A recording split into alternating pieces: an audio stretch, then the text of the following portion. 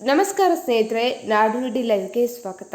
ಸ್ನೇಹಿತರೆ, 5 ದಿನಗಳ ಹಿಂದೆ ಕಾಪಿನಾಡು ಚಿಕ್ಕಮಗಳೂರಿನ ಚಂದ್ರದ್ರೋಣ ಪರ್ವತ ಶ್ರೇಣಿಯಲ್ಲಿ ಪ್ರವಾಸಕ್ಕಂತ ಹೇಳಿ ಬಂದು ನಿಗೂಢವಾಗಿ ಬಾಲಕಿಯೊಬ್ಬಳು ನಾಪತ್ತೆಯಾಗಿದ್ರು. ಹಾಗಿದ್ರೆ ಪ್ರವಾಸಿ ಶ್ರೀನಂದ ಸಾವಿಗೆ ಕಾರಣಕ್ಕೇನು, ಮರಣೋತ್ತರ ಪರೀಕ್ಷೆಯಲ್ಲಿ ಏನೆಲ್ಲ ಬಯಲಾಯಿತು ಅಂತ ತಿಳಿಯಲು ವಿಡಿಯೋವನ್ನು ಕಂಪ್ಲೀಟ್ ಆಗಿ ವಾಚ್ ಮಾಡಿ. 5 ದಿನಗಳ ಹಿಂದೆ ಕಾಪಿನಾಡು ಚಿಕ್ಕಮಗಳೂರಿನ ಚಂದ್ರದ್ರೋಣ ಪರ್ವತ ಶ್ರೇಣಿಯಲ್ಲಿ ಪ್ರವಾಸಕ್ಕಂತ ಹೇಳಿ ಬಂದು ನಿಗೂಢವಾಗಿ ನಾಪತ್ತೆಯಾಗಿದ್ದ ಕೇರಳ ಮೂಲದ ಬಾಲಕಿ ಶ್ರೀನಂದ 15 ವರ್ಷ ಶವವಾಗಿ ಪತ್ತೆಯಾಗಿರುವುದು ಪಾಲಕರನ್ನ ದುಃಖದ ಕಡಲಿನಲ್ಲಿ ಮುಳುಗಿಸಿದೆ. ಪ್ರಪಾತಕ್ಕೆ ಬಿದ್ದು ಸಾವಿಗೀಡಾಗಿದ್ದಾಳೆ ಅಂತ ಹೇಳಿ ಪೊಲೀಸ್ ಮೂಲಗಳು ತಿಳಿಸಿದ್ರು ಕೂಡ ಶ್ರೀನಂದ ಪಾಲಕರು ಮಾತ್ರ ಆಕೆ ಸಾವಿನಲ್ಲಿ ಸಂಶಯವನ್ನು ವ್ಯಕ್ತಪಡಿಸಿದ್ದಾರೆ. ಇದರ ನಡುವೆ ಆರಂಭಿಕ ಮರಣೋತ್ತರ ವರದಿ ಕೂಡ ಹೊರಬಿದ್ದಿದೆ. ಶ್ರೀನಂದ ಸಾವಿನಲ್ಲಿ ಯಾವುದೇ ಅಸಹಜತೆ ಇಲ್ಲ ಅಂತ ಹೇಳಿ ಪ್ರಾಥಮಿಕ ಮರಣೋತ್ತರ ವರದಿ ಹೇಳುತ್ತೆ. ವರದಿಯ ಪ್ರಕಾರ ತಲೆಯ ಬಲಭಾಗಕ್ಕೆ ಗಂಭೀರವಾಗಿ ಗಾಯವಾಗಿರುವುದೇ ಸಾವಿಗೆ ಕಾರಣ ಅಂತ ಹೇಳಿ ಉಲ್ಲೇಖಿಸಲಾಗಿದೆ.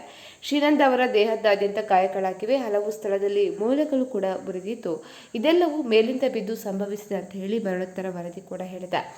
ಅಂದಹಾಗೆ ನಿನ್ನೆ ರಾತ್ರಿ ಶ್ರೀನಂದಳ ಮೃತದೇಹದೊಂದಿಗೆ ಸಂಬಂಧಿಕರು ಮನೆಗೆ ಮರಳಿದ್ದಾರೆ. ಇಂದು ಅಂತ್ಯಕ್ರಿಯೆ ಕೂಡ ನಡೆದಿದೆ. ಆಕೆಯ ಮೃತದೇಹದಲ್ಲಿ ಯಾವುದೇ ಅಸಾಮಾನ್ಯ ಸಂಗತಿಗಳು ಪತ್ತೆಯಾಗಿಲ್ಲ ಅಂತ ಹೇಳಿ ತನಿಖಾ ವರದಿಯಲ್ಲಿ ತಿಳಿಸಲಾಗಿದೆ. ಇನ್ನು ಬೆಳಗ್ಗೆ ನಡೆಸಿದ ಹುಡುಕಾಟದಲ್ಲಿ ಮಧ್ಯಾಹ್ನ 12 ಗಂಟೆ ಸುಮಾರಿಗೆ ಶ್ರೀನಂದಳ ಮೃತದೇಹ ಪತ್ತೆಯಾಗಿದೆ.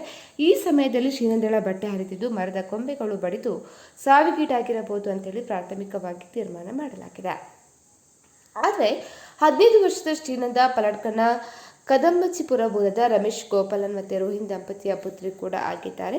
ಆದರೆ ಹುಡುಕಾಟದ 3ನೇ ದಿನದಂದು ಬಾಬಾ ಬುಡನ್ಗಿರಿ ಬಳಿ 1500 ಅಡಿ ಆಳದಲ್ಲಿ ಶ್ರೀನಂದಳರ ಶವ ಪತ್ತೆಯಾಗಿದೆ. ಪೊಲೀಸರು, ಅರಣ್ಯ ಇಲಾಖೆ ಮತ್ತು ವಿಪತ್ತು ನಿರ್ವಹಣಾ ತಂಡ ನಡೆಸಿದ ಜಂಟಿ ಹುಡುಕಾಟದ ವೇಳೆ ಶವ ಪತ್ತೆಯಾಗಿದೆ. ತಮ್ಮ ಮಗಳು ಕಾಣೆಯಾದಾಗಿನಿಂದ ಕುಟುಂಬವು ಸಾಕಷ್ಟು ಅನುಮಾನಗಳನ್ನು ಹೊರಹಾಕಿ ಸಂಶಯವನ್ನು ವ್ಯಕ್ತಪಡಿಸಿತ್ತು. ಆದ್ದರಿಂದ ಶವ ಪತ್ತೆಯಾದ ಸ್ಥಳದಲ್ಲಿ ಪೊಲೀಸರ ತಂಡವು ತನಿಖೆಯನ್ನು ಕೂಡ ಮುಂದುವರಿಸಿದೆ.